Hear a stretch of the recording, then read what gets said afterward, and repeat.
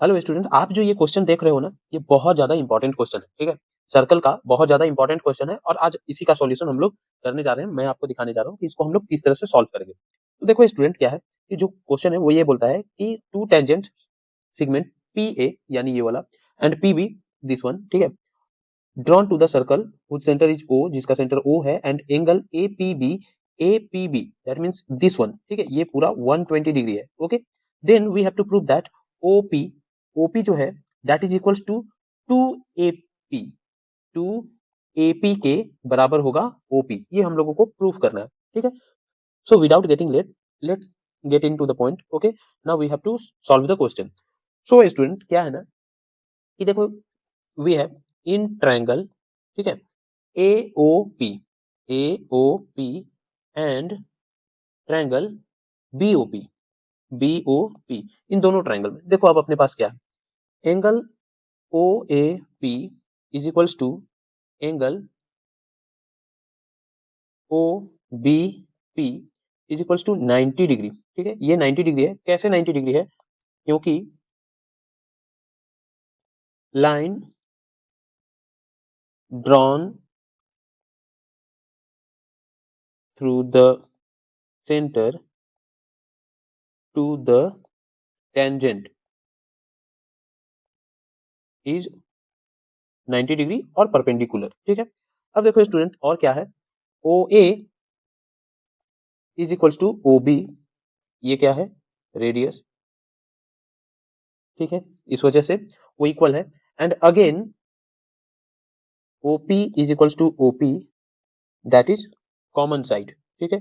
दोनों ट्रायंगल का ये क्या है, कॉमन साइड है, ठीक है? Therefore triangle AOP is congruent to triangle BOP। ये दोनों ट्रायंगल जो है वो आपस में क्या हो गया, कॉन्ग्रुएंट हो गया and since they are congruent so that अब क्या हो जाएगा, angle APO is equals to angle BPO, ठीक है, बाई CPCT, ठीक है? Corresponding parts of congruent triangle से ये दोनों क्या हो गया, दोनों एंगल इक्वल हो गया, ये एंड ये, ठीक है?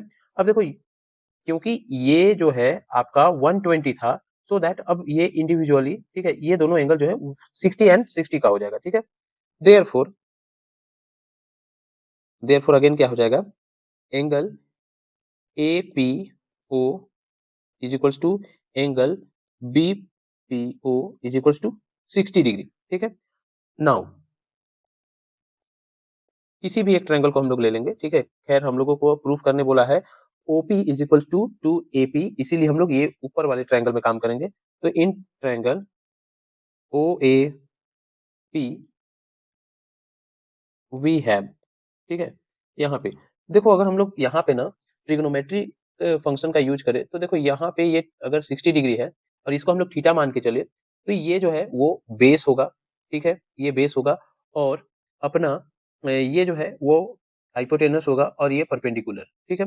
तो अगर हम लोगों को OP और AP का यूज करना है, ठीक है? यहाँ पे देखो OP और AP का यूज करना है तो डेफिनेटली ये हो जाएगा B/H, ठीक है? और B/H कौन सा ट्रिग्नोमेट्रिक फंक्शन के लिए काम करता है, तो वो होता है cos थीटा, यानी थीटा के प्लेस पे 60 cos 60 degree is equals to क्या हो जाएगा, B/H यानी कि AP AP divided by OP, okay? अब देखो क्या है कि cos 60 डिग्री का वैल्यू 1/2 हो जाता है एंड AP बाय OP, अब अगेन देखो क्या है, क्रॉस मल्टीप्लिकेशन अगर हम लोग कर दे तो OP is equals to 2AP, ये हो गया अपना प्रूव्ड। तो इसी तरह के और भी कमाल के वीडियोस के लिए और इम्पोर्टेंट वीडियोस जो क्लास 10th के CBSE के लिए जरूरी है उसके लिए लाइक करें, ठीक है, शेयर करें एंड डेफिनेटली सब्सक्राइब करें। Thank you.